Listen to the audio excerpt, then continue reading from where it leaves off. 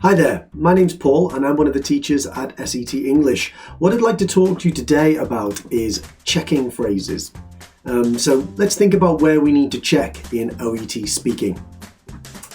We need to check when we're doing information giving, okay? And when we do information giving, we've got to think about a couple of different aspects of things that we have to check, okay? So let me give you a couple of questions that people often ask and they use for the same thing incorrectly. Let me show you those questions. Is that clear? And how does that sound? Okay, they seem really similar questions, but there are times where they're very, very different. There are some times where they're similar, but there are some times where you really should not use one, you should use the other. And today I'll go through that. Okay, so these questions are very, very different. Here we go. Okay, so when it comes to OET speaking, we need to think about the indicators. And in information giving, one of the indicators is this one, encouraging the patient to contribute reactions and feelings. Another one is checking whether the patient has understood information. Now, those are two very different things.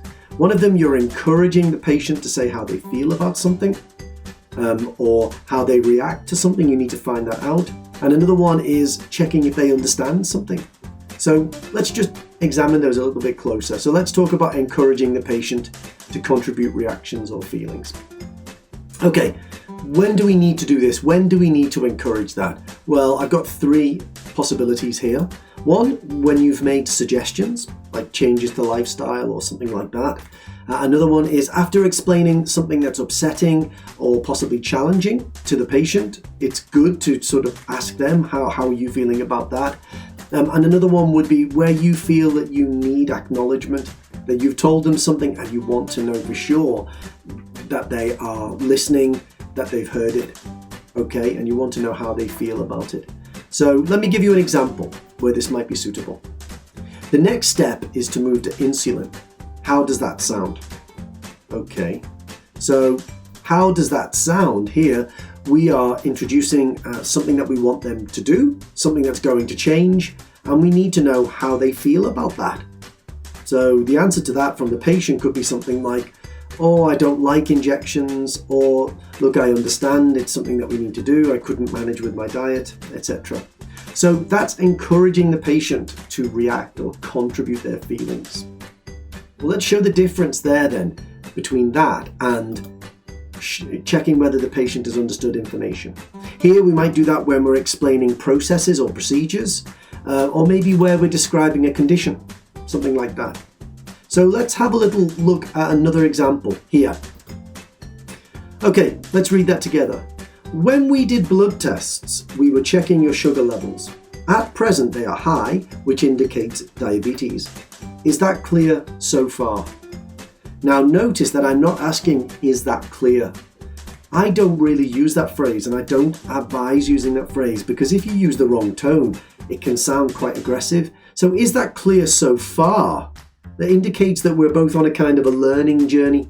And I like that. I think that sounds good. And it also indicates that we haven't finished this explanation. We're just stopping halfway to find out if the patient understands. So, is that clear so far is the phrase that we've used. Now, imagine I didn't ask that question.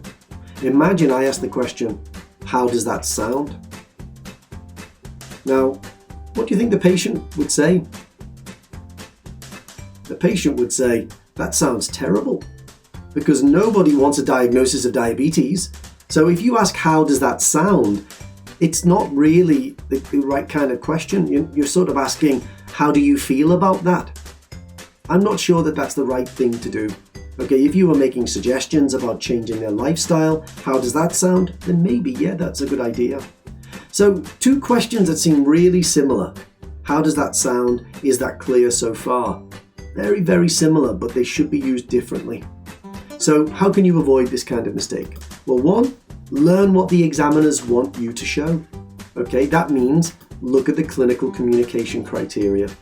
If you don't know what that is, you can find it on the OET website, or you can find it in OET textbooks, or you can come and see us at SET English.